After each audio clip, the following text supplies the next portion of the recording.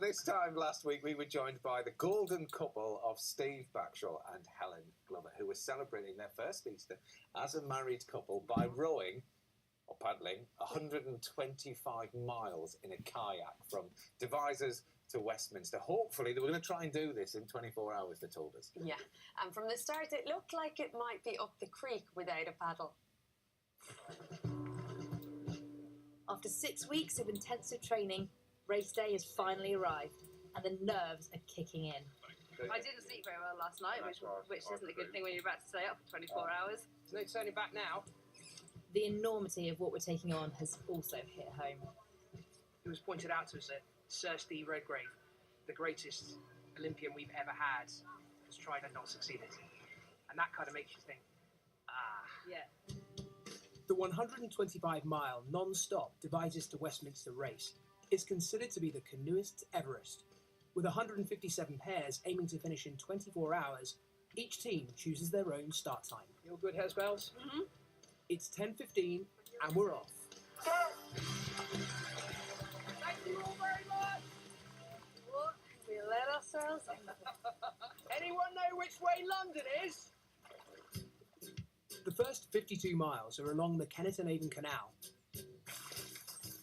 Then we hit the River Thames at Reading in Berkshire.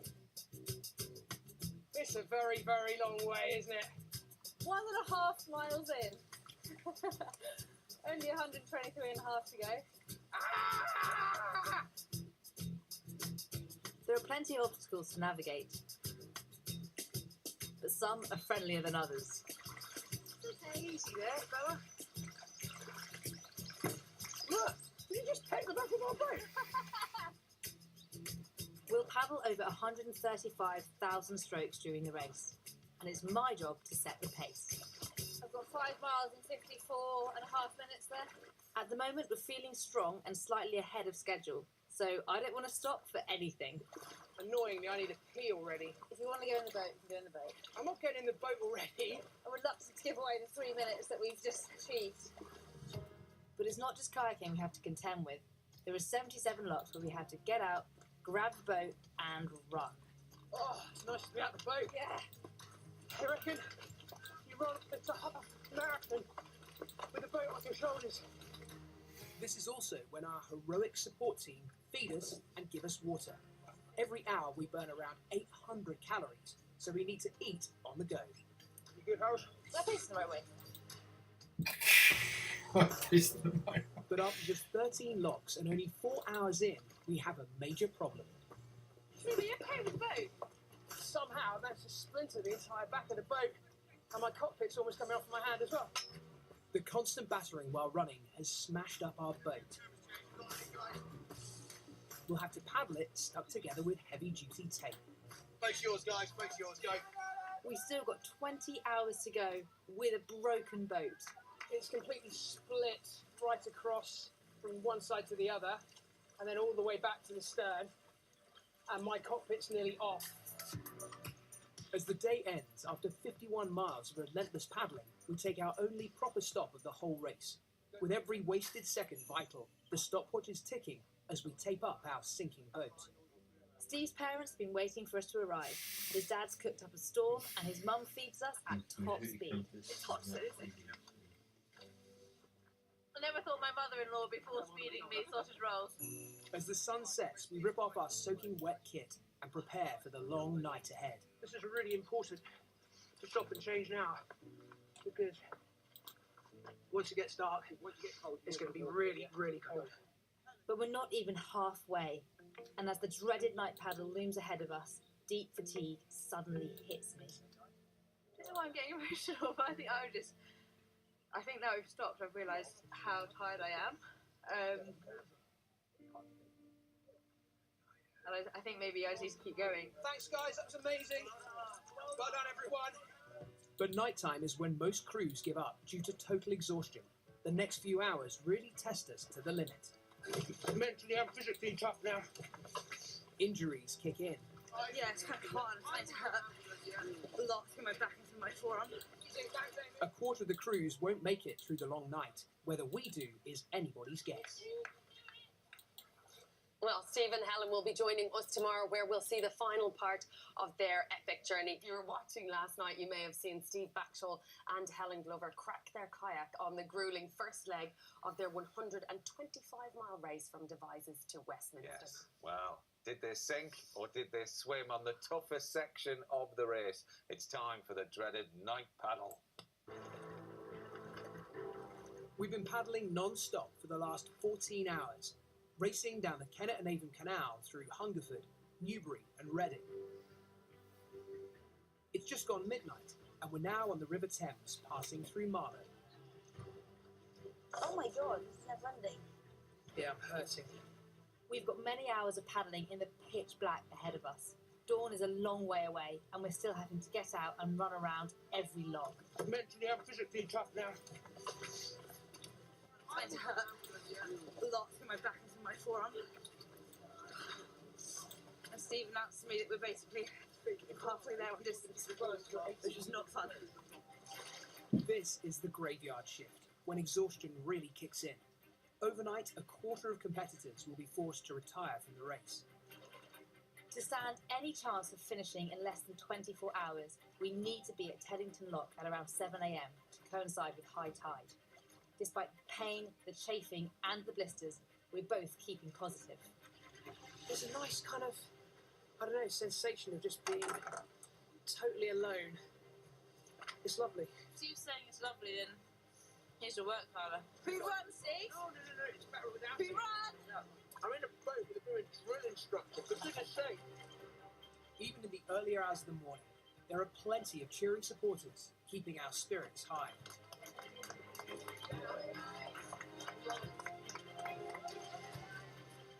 And of course, we couldn't do it without our dedicated support crew who've been keeping us on schedule and trying to make sure we keep our energy levels up. Yeah, it's fine. I don't fancy a donut. Have a sandwich, yeah. Thank you. When have I ever turned down a donut? This is doing weird things to me. Well, We've been battling to keep our boat afloat after putting a big hole in it just 4 hours in. It seems to be holding together, but I'm not so sure about Steve. Got the world's worst case of nappy rash. I understand why babies cry now. It's even having a strange effect on me.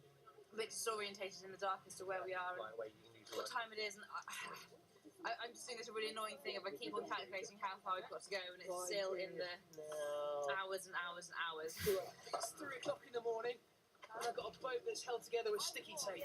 It's great. The boat's holding together, but we're falling apart. We've been paddling relentlessly for nearly 20 hours, and fighting fatigue is now the real battle. Helen starts to hallucinate there's a boat tailing us, and starts shouting to it. They're a metre behind us, Steve. Are they? Yeah. Is it right or left? There's no one behind us. Oh, it was the moon. I thought it was the light. Right, which way? After 108 miles, we reach Teddington Lock, on time to catch high tide. The tidal flow should help us on the home straight towards the finish line at Westminster. I can tell Steve is suffering, but the clock is ticking, and I know we need to push on. This is not the time for sympathy. The harder you go, the less you feel the pain, Steve. I am never, ever doing anything with you ever again. Once on the Thames Tideway, we won't touch land until we finish. Any problems, and we're on our own. Oh no. What? Cramp. Where? My legs. But ticking off the bridges and the landmarks of London Hammersmith? gives us the kit we need to drive us to the finish. The one I can see the banner. And just after Big Ben chimes 9 o'clock, on a glorious Easter Sunday morning, we do it. It's been such an honour doing this with you, sweetheart. Out of the 157 pairs that started the race, 120 finished.